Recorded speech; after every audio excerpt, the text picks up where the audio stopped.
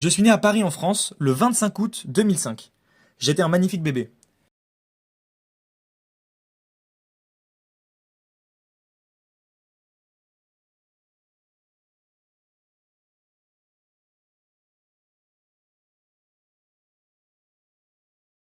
J'avais une grande sœur d'1 an de plus, Rachel. Forcément, gérer deux enfants en même temps, c'est pas toujours facile. Donc je suppose que très vite, mes parents m'ont mis devant la télé. Mais pas devant Téfou ou Gulli. Devant des films, des classiques s'il vous plaît. On avait un lecteur DVD. On avait même un lecteur Blu-ray. Mais encore avant ça, on avait un lecteur cassette. Et en vrai, je me souviens que d'un seul film qu'on avait sur la cassette, c'était le tout premier Star Wars. Star Wars 1, La menace fantôme. Parce qu'on avait trois étagères, vraiment, mais remplies de films. Trois étagères remplies de films. Et donc en fait, tous mes Disney, je les tirés d'ici. Mais tous les films un peu comiques, bah, c'était mon père qui les téléchargeait pour lui, et puis on les regardait avec lui, quoi. C'est le cinéma que j'ai regardé à cette époque-là qui m'a marqué le plus. Et encore maintenant, bah, mes goûts d'aujourd'hui, c'est ce que j'ai découvert là-bas. Par exemple, Spider-Man, Harry Potter,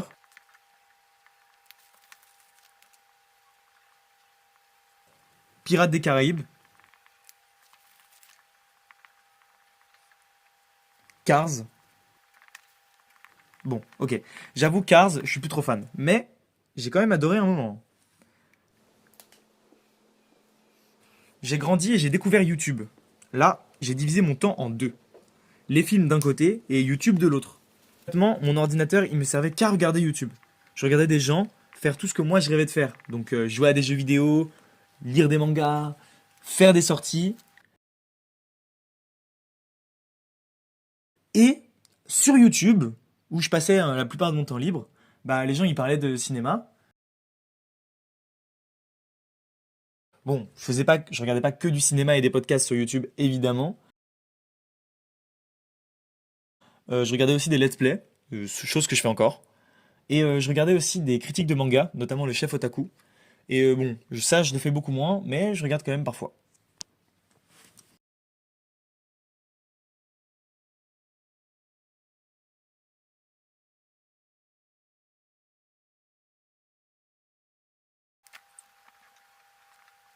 Au collège, j'ai un peu rien fait de nouveau, hormis que ma vie, c'est devenu quand même le MCU,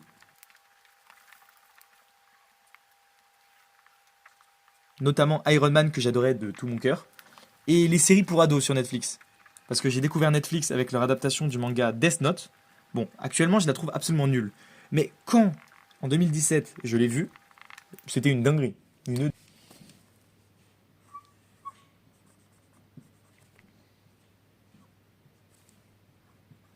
dinguerie.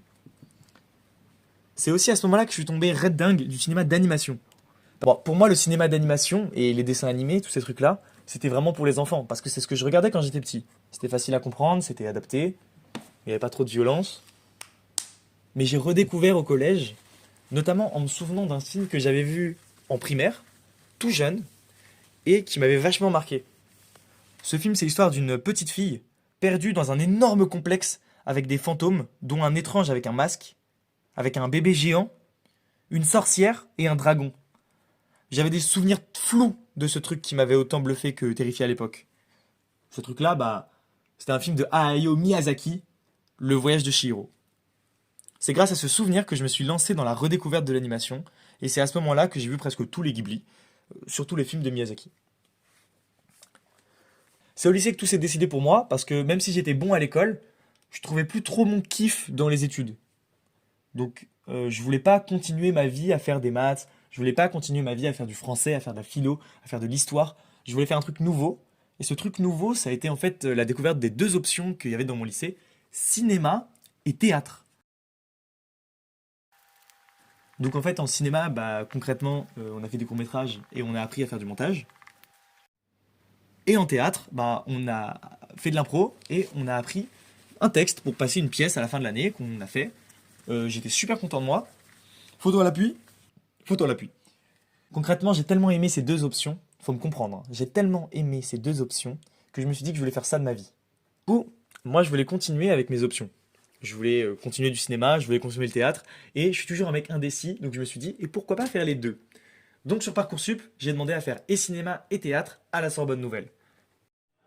Et donc maintenant me voilà, à la fac, à la Sorbonne, à faire ce devoir, pour, j'espère, peut-être, continuer le cinéma. Merci beaucoup de m'avoir écouté. Passez une très bonne journée ou une très bonne soirée.